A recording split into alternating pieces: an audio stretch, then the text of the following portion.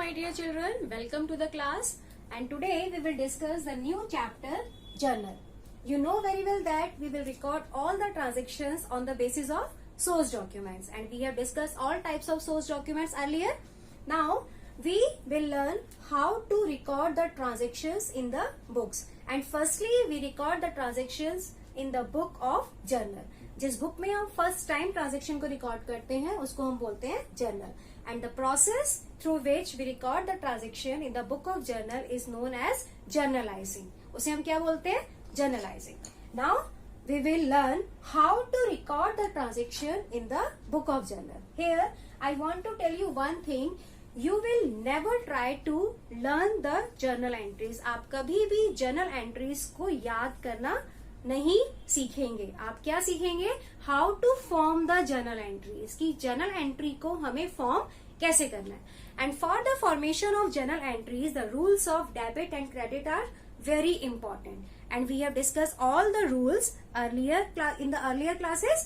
So revise the rules of debit and credit, then try to form the journal entries. Okay, now we start to learn what are the steps in the formation of journal entries. कौन से steps है journal entries को form करने के लिए? The first step is read out the transaction very carefully, then identify the accounts affected, कि आपके उस ट्रांजेक्शन में कौन कौन से अकाउंट अफेक्ट हो रहे हैं. Okay, the second step is identify the nature of accounts affected. जो अकाउंट्स आपके इफेक्ट हो रहे हैं उनकी नेचर क्या है, वो आपके पर्सनल अकाउंट है, रियल अकाउंट है या नॉमिनल अकाउंट है. और अगर आप मॉडर्न अप्रोच फॉलो करें तो वो आपका एसेट है, एक्सपेंस है, रेवेन्यू है, कैपिटल है. इस तरीके से हम nature of account find out करेंगे. Then the rule applicable after finding out the nature of account, कि कौन सा रूल उस अकाउंट के ऊपर अप्लाई होगा.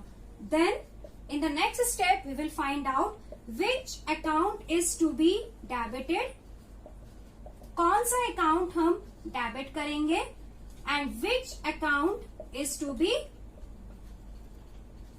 credited, कि कौन सा अकाउंट हम क्रेडिट करेंगे. This is the most important thing in the formation of entry, कि कौन सा अकाउंट आपको डेबिट करना है और कौन सा अकाउंट आपको क्रेडिट करना है. Okay, and after finding out the account debited and the account credited we will write the entry. अब हम क्या सीखेंगे कि आपको एंट्री को किस तरीके से लिखना है. जो भी आपकी जर्नल एंट्रीज हैं, we will write all the journal entries in the proper format of journal. Now I will show you the format of journal, कि जर्नल का आपका क्या फॉर्मेट होगा. Then I will tell you one example and how to form the journal entry. In the format of journal, first of all we will make the column of date, then second column particulars, then LF, then amount, debit, amount, credit. So this is the format of journal to write down the entry. First column date, particulars में हम लिखेंगे क्या आपको debit करना है, क्या आपको credit करना है. LF is ledger folio. Here we will write where we are posting the entry. After writing the journal entries in the book of journal, we post them into ledger. तो यहां से हम एंट्री को कहां पर लेकर जा रहे हैं वो हम लेजर फोलियो में लिखते हैं. डेबिट आपको यहाँ पे अमाउंट लिखना है और क्रेडिट आपको यहाँ पर लिखना है. Now I will show you one example, then we will write down the entry. Now I will show you one example, one transaction. For example, January 1 is the date, and on January 1 salary paid rupees 10,000. Okay, this is your transaction. According to first step, we will identify the accounts affected. Accounts affected are salary and cash. कौन कौन से account आपके effect हो रहे हैं? एक तो salary account और एक आपका cash account. Now according to second step, we have to find out the nature of the account. Salary account is expense and it is nominal account. ये कौन सा account है? Nominal account. and cash account is your asset and it is your real account. Okay, now we have find out the nature of account.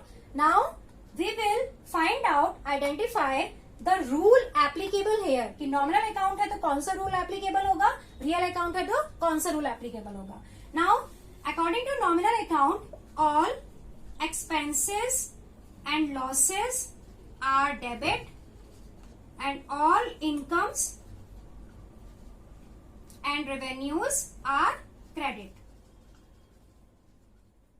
Okay, this is the rule which is applicable to nominal account. Now salary is your expense, so this part of this rule will be applicable to salary account. So salary account will be debited.